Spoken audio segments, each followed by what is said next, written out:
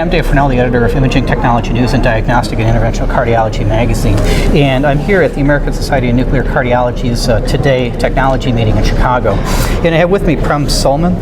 He is a director of nuclear cardiology at the Heart and Vascular Institute at the University of Pittsburgh, and he's also the president-elect for the American Society of Nuclear Cardiology. And I appreciate you joining us today. Hi, Dave. I wanted to find out a little, two things from you. First, you're giving a talk about some of the interpretation differences with the new CZT SPECT cameras, and I wanted you to fill us in a little bit about what the differences are. And I also wanted to find out what you see as the future with cardiac imaging as you go into the presidency role. Well, thank you for those questions. I'll address the second one first. Sure. And it's a very relevant question. We've had a burgeoning of multiple imaging modalities, CT, MRI, but I would like to direct your attention to nuclear cardiology, and we've been practicing nuclear cardiology since the late 1970s. So people think of it sometimes as a staid, sort of well-established modality, but if you take a step back and look at the past 5 years, there have been a tremendous amount of advancement in nuclear cardiological techniques. For example, we have a whole new generation of cameras that I'm going to be talking about. We have expanded our applications. PET is becoming more widely used, and with it, our ability to diagnose sarcoidosis. We're making a big foray into amyloidosis. We're doing other things like dyssynchrony assessment. We've made great strides in optimizing our protocols to reduce radiation dose. So, if you take an objective look, the modality is very robust. It is still probably, with echocardiography, among the most widely available and widely utilized diagnostic tests in cardiology. So I'm very, very excited about the future of nuclear cardiology. Where do you see competition coming in from CT? Because I know that perfusion has always been the bread and butter of nuke imaging and cardiology, but you have the CT technologies that are coming out now that may offer FFR assessments and also perfusion assessments. Yeah. Well, I think CT perfusion is still in the research phase at this point of time. But that's a very relevant question, and as you know, the perfusion imaging and CT address the question of coronary artery disease from two different angles. One is an anatomic imaging modality, and the other is a functional imaging modality.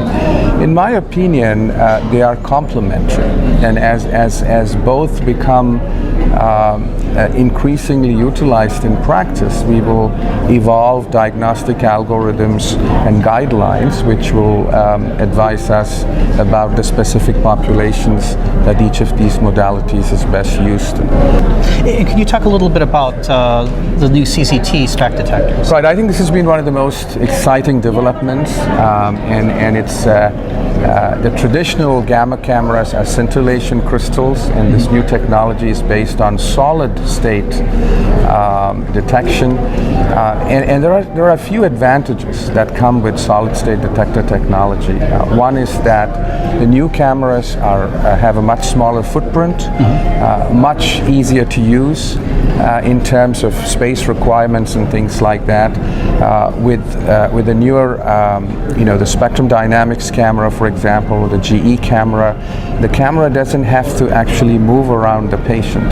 That makes imaging much more efficient, and you can do many more things with it than you could with the traditional sodium iodide crystal cameras. The equipment itself, the design of the collimators, for example, allows a much greater sensitivity. So you can image very quick, or you can reduce the radiation dose substantially by reducing radio tracer dose.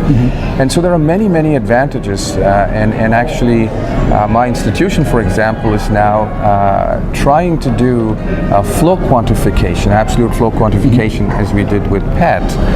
We're trying to do that with CZT crystal technology.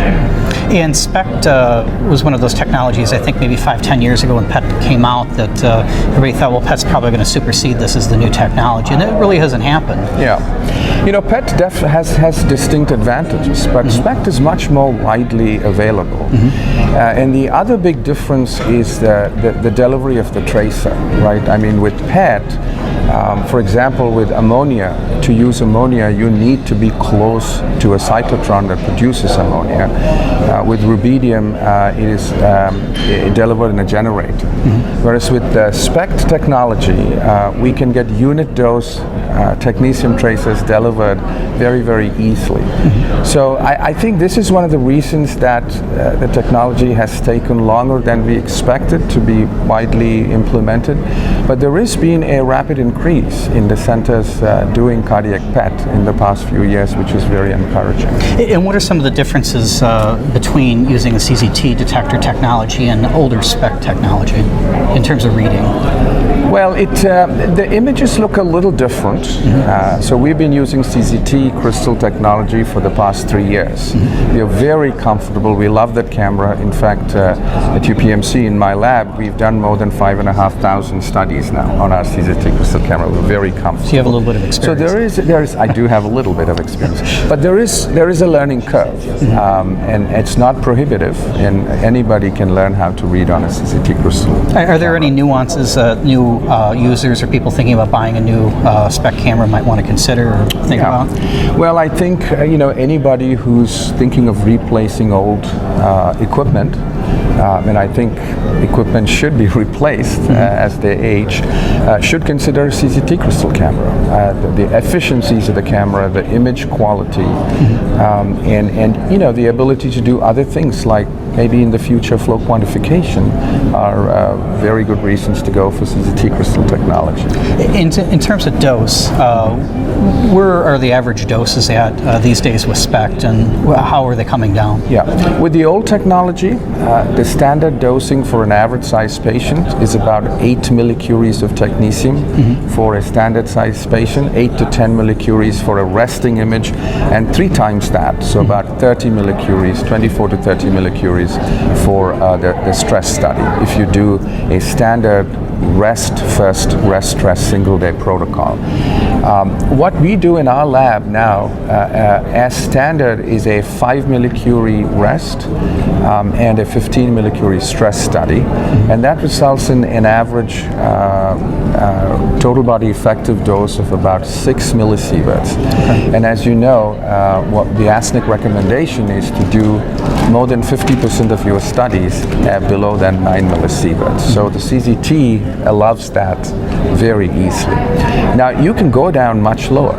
There are studies looking at stress first imaging with 3 to 5 millicuries of tracer, and we do that sometimes.